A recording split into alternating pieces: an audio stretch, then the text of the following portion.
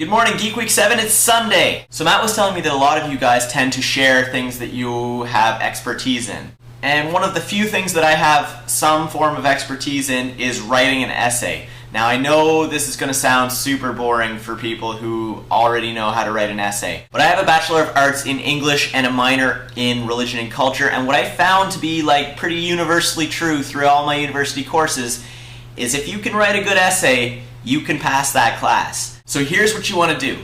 Your introduction. You want to explain what's going to happen in the essay. You want to put out your main point of argument, like the sky is blue.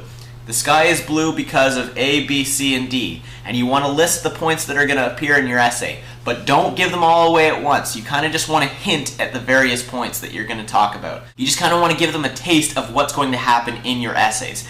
Now here's a little trick that I used in university when I was particularly pressed for time. What you want to do is you want to read as many books as you can on the subject. Go to the library, find anything you can possibly find with your topic in the title, in the article title, anything you can find. Go home, read all those things. Any kind of sentence that sticks out, any kind of paragraph that sticks out, that grabs your attention, that sticks to your essay, is a positive theme for your essay, put a bookmark in that book. Don't highlight the book because it doesn't belong to you. But mark that spot. Then when you have, 5 or 6 or however many sources you need, that's one of the tricks I used. If you need 5 sources, find 5 sources, and that's it. Do the bare minimum if you can possibly do it, because everybody knows that you're pressed for time in university. So once you have those sources intact, take the quotes from them, write them into your Word document. You don't have to write anything else, just write in the quotes, retype the quotes into your Word document. Now you want to put those in order that they build upon each other. So think of how you're going to write your essay, and think of what way those points work best. What can you say about those points to make them each build upon each other? So put them in that order. Separate them into the different paragraphs you have. You're going to want generally three paragraphs in between your introduction and your conclusion. So once you have your quotes lined up like that, what I always used to do was just write around those quotes. So you start with, your main point of contention. Many people say that the sky is orange, but as is clear in so-and-so's blah blah blah, it is actually blue. Then you list the quote. Then you break down that quote. You talk about how reliable a source he is. You talk about anything that you can possibly elaborate on in that quote, and just keep doing that. Cue up the quote with whatever point you're trying to make, and then once that quote is delivered, you want to talk about what that quote has said and how it relates to your essay. So you basically put in the quotes and then you write around them, and you fill in the paragraph around the quote, because you already know that those quotes are going to be the main points of your essay. So you can actually just write filler around them to create your paragraphs. It's definitely cheating, but trust me, it works. I've used that method several times in writing my essays, and it always works. So once you have those, and here's some tips. You can take the opposing viewpoint. Let's say you catch something that directly contradicts what you're trying to say. Put that viewpoint in.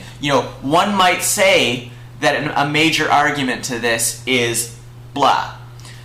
What you want to do is find the best argument you can possibly find for that point of contention, and put that into your essay, so that it looks as though you've really analyzed every possible angle from which you can possibly study this essay, and you've found all the counterpoints to those. That is actually a huge boon for your essay grade. Professors love to see that you've looked at the opposing viewpoints and have contradicted them. So once you've got a few solid paragraphs, what you want to do is you want to make sure that you never use personal pronouns. You're not talking from the first person. You're not saying, I believe that this is the case. You want to say, clearly it is the case because blah blah blah. You don't want to use personal pronouns at all. You don't want to. The essay is the most impersonal thing you can possibly do. avoid superlatives. Never say everyone knows that. Don't do that, because everyone does not know that, because there's lots of babies being born right now that don't know that the sky is blue, because they don't know what blue is. So what you want to do instead is say, one can infer from this data that the sky is indeed blue.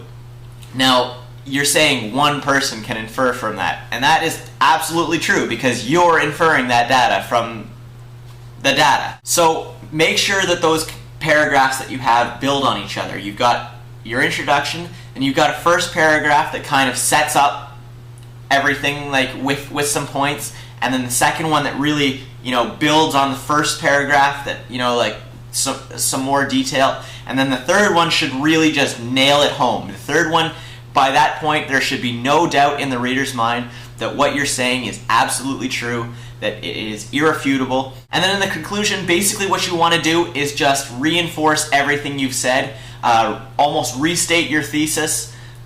Your thesis, by the way, is the main argument of your essay. And a good thesis is specific.